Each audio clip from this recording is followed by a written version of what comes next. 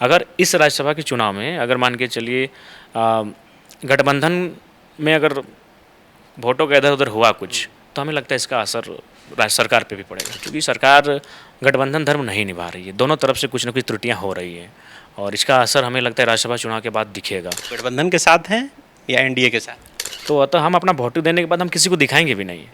तो मूल रूप से मेरा वोट गोपनीय रहेगा। क्योंकि चर्चा हो रही है कि बहुत पैसे के लेन-देन होने वाले पैसे हैं में तो लेन-देन और झारखंड का एक इतिहास रहा है कि राज्यसभा चुनाव में ये ऐसा अक्सर होते रहा। तो कोई बोले तो, सामने आके कोई बोले तो।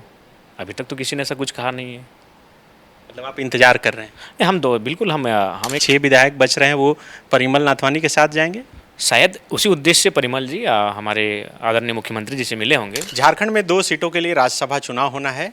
3 उम्मीदवारों ने नामांकन दाखिल किया है, इसलिए अब हर एक वोटर पर सबकी नज़र है कि आखिर वो किसकी ओर जाएगा। इस वक्त हमारे साथ जेएलकेएम के केंद्रीय अध्यक्ष और विधायक जयराम महतो हैं। जयराम महतो का एक वोट भी बहुत मायने रखता है, क्योंकि परिमल नाथवानी जो इंडिपेंडेंट कैंडिडेट हैं, एनडीए ने उन्हें समर्थन दिया है, लेकिन अभी भी उनके पास सिर्फ 24 वोट हो पा रहे हैं। आगे वो वोट कैसे जुटाएंगे, क्या जयराम महतो किसके साथ जाएंगे, यही जानेंगे।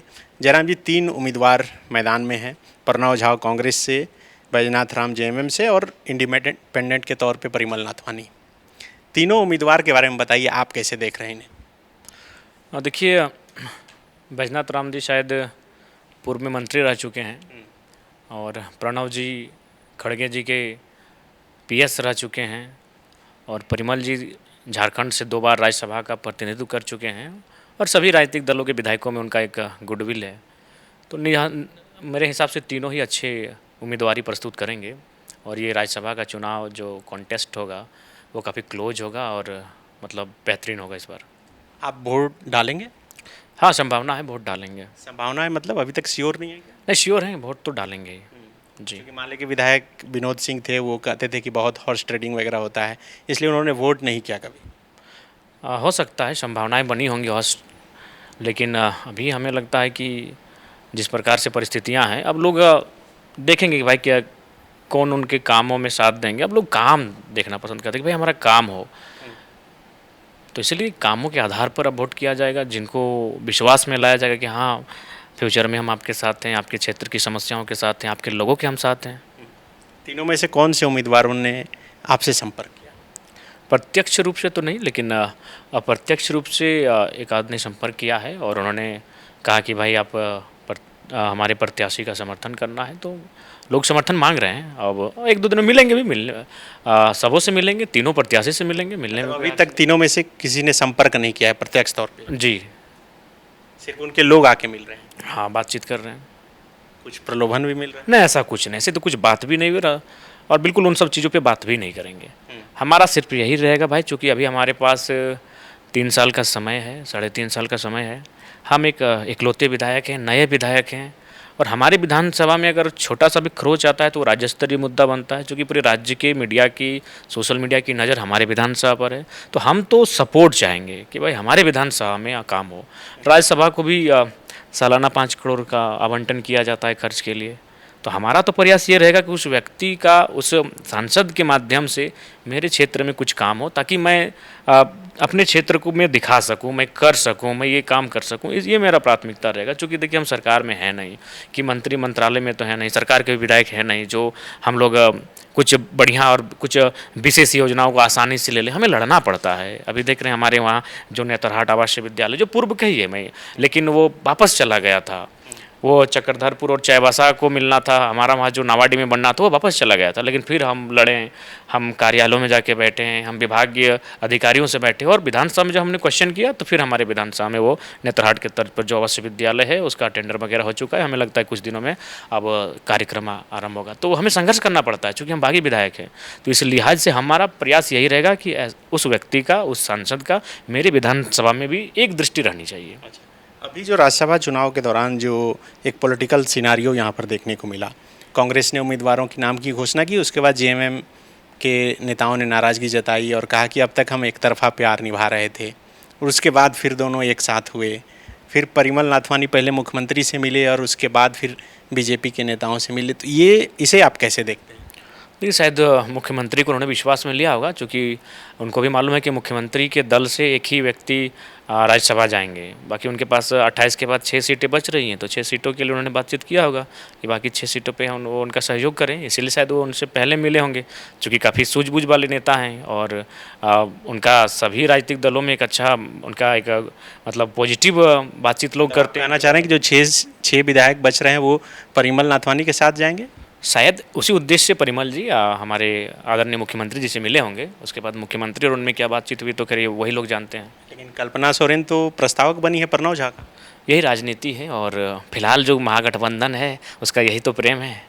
ये तो लोहरदगा के लोकसभा में भी आपने देखा होगा, कांग्रेस के प्रत्याशी थे चमरा लिंडा जी लड़े और फिर आज वो मंत्रालय में भी हैं। बागी होके लड़े थे लोकसभा, गठबंधन के खिलाफ जाके लड़े थे, तो फिर आज तो मंत्रालय में है। तो ये प्रेम तो उनका जग जाहिर है कि वो किस प्रकार से एक दूसरे को प्रेम कर रहे हैं। आपका एक बयान बहुत हमेशा फिर वायरल हो जाता है कि सरकार जल्द बदलने वाली है, ऐसा कुछ चल रहा है। आपसे भी कुछ लोग संपर्क किए थे, अभी राज्यसभा चुनाव में फिर वही स्थिति बन रही है, फिर से कोई संपर्क कर रहा है आपसे? नहीं, सरकार बदलने की बात तो नहीं हो रही है, लेकिन एक संभावना से आप इनकार नहीं कर सकते हैं, क्योंकि राज्य की जो गति है, आप किसी से भी जाके पूछिए, किसी भी संवेदक से बात कीजिए, वह भैया काम तो कर लिए हैं, पैसा नहीं है। कई लड़कों को जिनको पेटी में दिया गया था भैया पैसा नहीं है। तो राज्य तो है, तो इसलिए हमें लगता है कि कहीं राज्य सरकार की जो मंशा है उसमें कुछ परिवर्तन आ सकता है, लेकिन फिर भी अभी तक तो दिख रहा है कि गठबंधन मजबूती के साथ राज्य की सरकार में है और जनता का जनादेश भी उनके साथ है। तो देखते हैं आगे क्या होता है। आप गठबंधन के साथ हैं या एनडीए के साथ? नहीं, देखिए हम तो दोनों ध्रुव के मध्य हैं, जो जिनसे हमें एक महसूस होगा कि भाई फ़िलहाल हमें उनका एक सपोर्टिव रोल मिलेगा हमारे लोगों के लिए, हमारे विधानसभा के लिए, या फिर हम कुछ ऐसे कार्य करेंगे जहां हमें भी संरक्षण की आवश्यकता होगी, तो वो चीज़ें आकर्षित करेंगी। तो सरकार के लोग तो बोलेंगे कि हम डुमरी में करेंगे कुछ, हो सकता है कोई बोले तो, सामने आके कोई बोले तो, अभी तक तो किसी ने ऐसा कुछ कहा नहीं है। मतलब आप इंतजार कर रहे हैं? नहीं, हम दो बिल्कुल हम एक प्रत्याशी, जो भी प्रत्याशी हैं उनका अप्रोच अगर कुछ भी होगा, वो अगर बातचीत करेंगे तो बातचीत के लिए कोई परहेज़ नहीं करता है।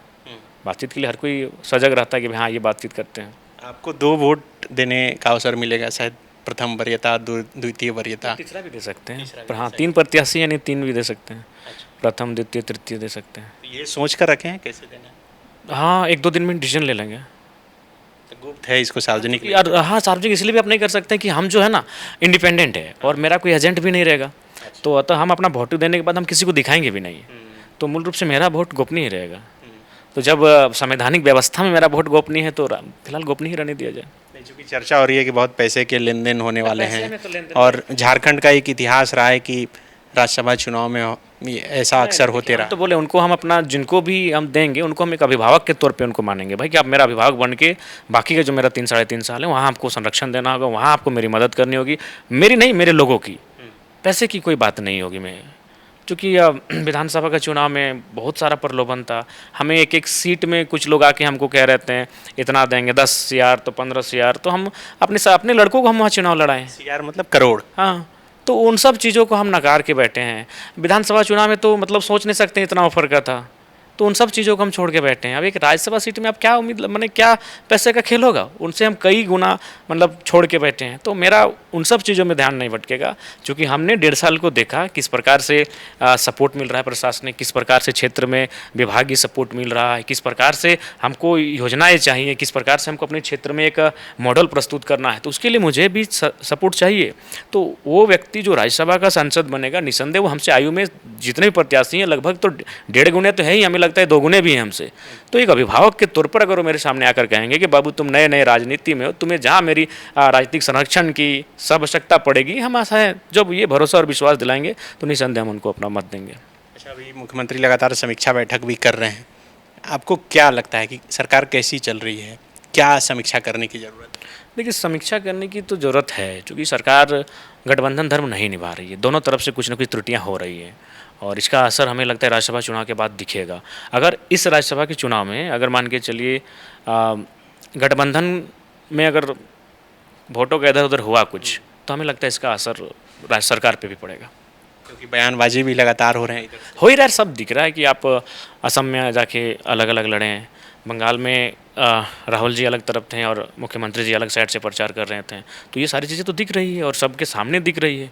तो उन अनुमानों के आधार पर, उन क्रियाकलापों के आधार पर हम ये कह सकते हैं कि कुछ ऐसा हो सकता है राज्यसभा चुनाव के बाद। गोल, जहां 27 वर्षों के सफर में 17,000 से भी अधिक छात्रों ने डॉक्टर एवं इंजीनियर बनकर भरे सफलता की ऊंची उड़ान, जहां साधारण छात्र भी झारखंड टॉपर्स बनकर बना रहे इतिहास। दूरदर्शी शिक्षाविद श्री विपिन सिंह के मार्गदर्शन में मेडिकल एवं इंजीनियरिंग के लाखों छात्रों के लिए आशा की किरण के रूप में गोल, नेशंस लीडिंग इंस्टीट्यूट।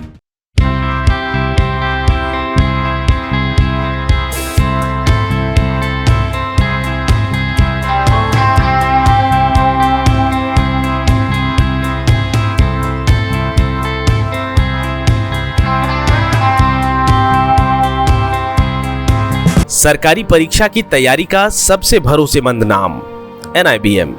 अच्छा कोचिंग ढूंढ रहे थे तो फिर गूगल में ही बताया कि यहाँ का रेटिंग भी बहुत अच्छा था। पुरुलिया से आए हैं यहाँ पर कोचिंग करने के लिए। IBM के बारे में मेरे एक भैया हैं जो पिछले साल ही बैंकिंग यहीं से प्रिपरेशन किए और इस बार IBPS PO में सिलेक्शन लिए। मेरा अभी फाइनल सिलेक्शन हुआ है RRB PO में, उत्तर बिहार ग्रामीण बैंक में। मेरा फाइनल सिलेक्शन RRB PO में हुआ है। IBM, thefollowup.in. Like, share and subscribe. www.thefollowup.in